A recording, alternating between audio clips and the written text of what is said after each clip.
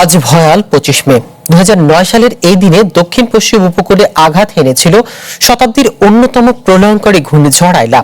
17 বছর পার হলেও সাতক্ষীরার শ্যামনগর ও আশাশুনির জীর্ণ বেড়িবাঁধ আর লোনাপানির গ্রামে থাকা মানুষের ভাগ্য আজও বদলায়নি।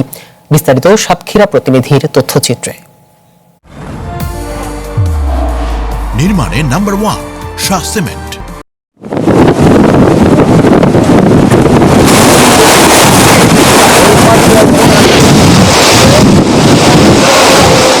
বাড়ি সব ভেঙে এবং কিছু নেই।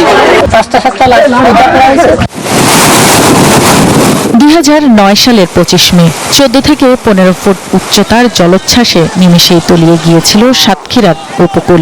সরকারি হিসেবে 73 জনের মৃত্যু আর 5,96,000 মানুষ হয়েছিল গৃহহীন। কিন্তু 17 বছর পরে সে পরিসংখ্যানে পরিবর্তন এলেও মানুষের জীবন বদলায়নি বিন্দুমাত্র। অবস্থা খারাপ, খুব খারাপ হয়ে গেছে।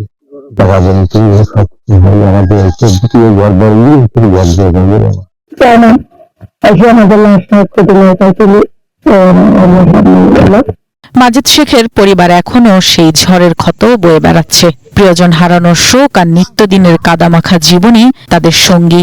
লোনা পানির কারণে স্যানিটেশন থেকে শুরু করে প্রতিটি মৌলিক চাহিদা আজও অধরা।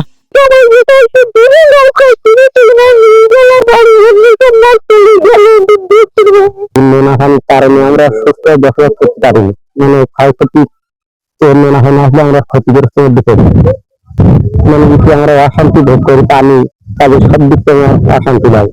লবণ পানির দীর্ঘস্থায়ী উপস্থিতিতে কৃষি জমি আজ অনুর্বর।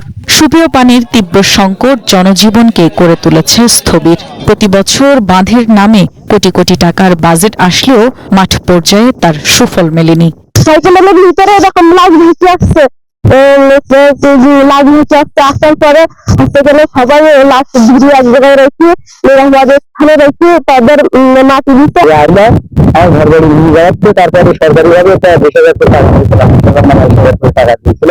পানি উন্নয়ন বোর্ড টেকসই বেড়িবাঁধ নির্মাণের দাবি করলেও দীর্ঘ এই ধীরগতি উপকূলের মানুষের লোনা পানির আতঙ্ক দূর করতে পারেনি। বেশ কিছু প্রকল্প আমাদের প্রস্তাবে রয়েছে।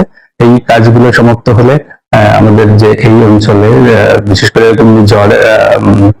ঘূর্ণিঝড়ে যে বেড়িবাঁধ গুলো ক্ষতিগ্রস্ত হয় সেগুলো টেকসই এবং যুগ উপযোগী করে গড়ে তোলা সম্ভব হবে এবং এই এলাকার মানুষের জানমাল সেটা রক্ষা করা সম্ভব হবে।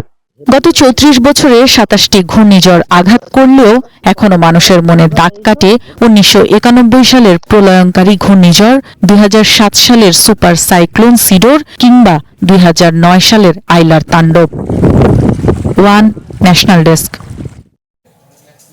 এ বিষয়ে আরো জানাতে সাতক্ষীরা থেকে সরাসরি যোগ দিচ্ছেন নাজমুল শাহাদাত।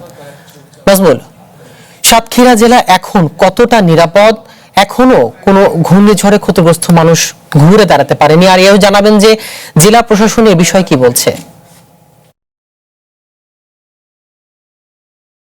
আসলে আপনি যেমনটি বলছেন, আজকে ভয়াল 25 মে 2009 সালের আজকে এই দিনে কিন্তু সাতক্ষীরাতে ঘূর্ণিঝড় আইলা আঘাত আনে। সেই আঘাতটা কিন্তু লন্ডভঙ্গ হয় সাতক্ষীরার যে উপকূলীয় এলাকার যে বিস্তীর্ণ যে এলাকাগুলো আছে সেগুলো কিন্তু প্লাবিত হয়। এতে কিন্তু বহু মানুষ আহত হয়।